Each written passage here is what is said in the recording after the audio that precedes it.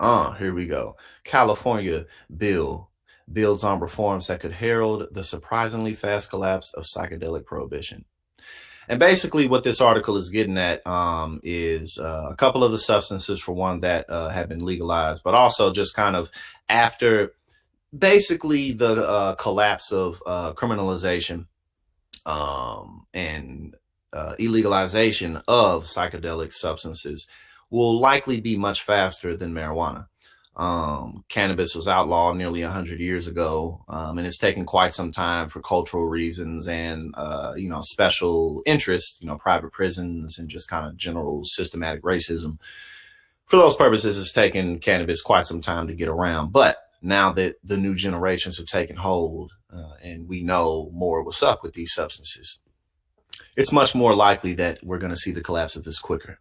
So let's read a couple of these paragraphs. So Colorado voters last month approved a groundbreaking ballot initiative that decriminalized 5 psychedelics derived from fungi or plants. So these are the substances here: psilocybin, psilocyn, dimethyltryptamine, which is DMT, ibogaine, which is from a root bark of the iboga tree, and mescaline, which is in peyote. This month, a California legislator introduced a bill, SB 58, that emulates Colorado's new policy aiming to legalize the possession, preparation, non-commercial transfer, and transportation of those 5 drugs by adults 21 or older.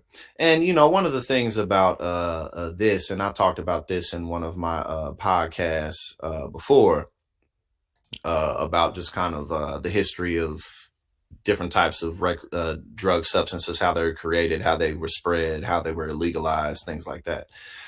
And one of the things about psilocybin is there's been research to show that it actually has health benefits for people struggling with things like depression, OCD, and things like that.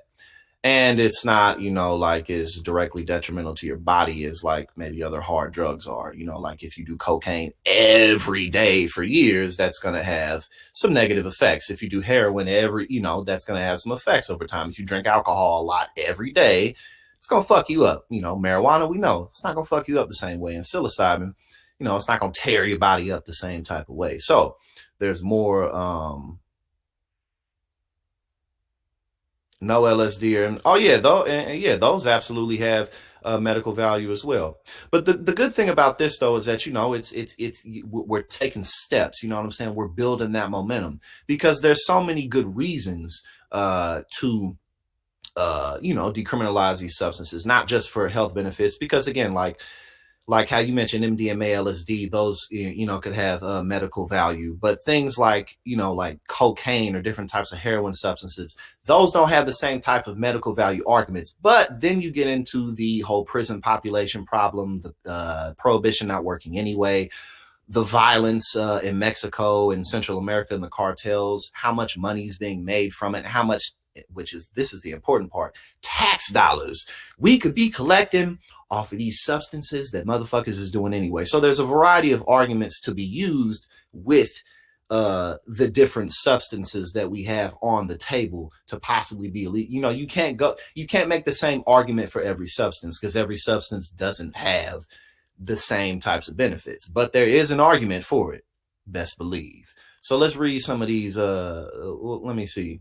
Oh, let me switch this back. My bad. So y'all can see this real quick. All right.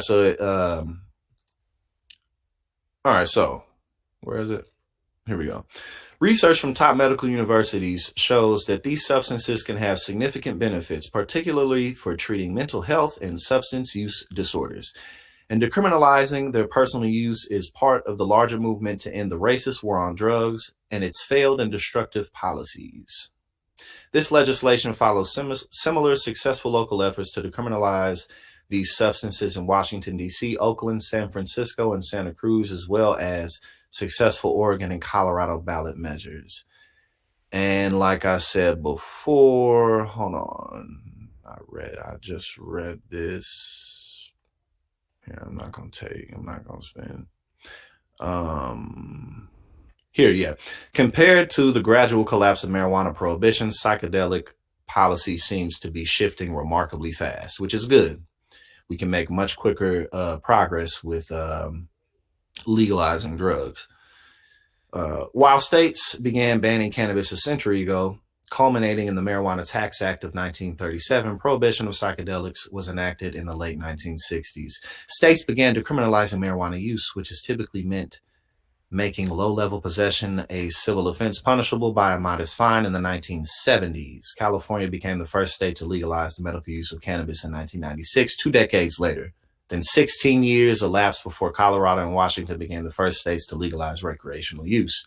And now we know how much of, how quickly things are wrapping up because of that. So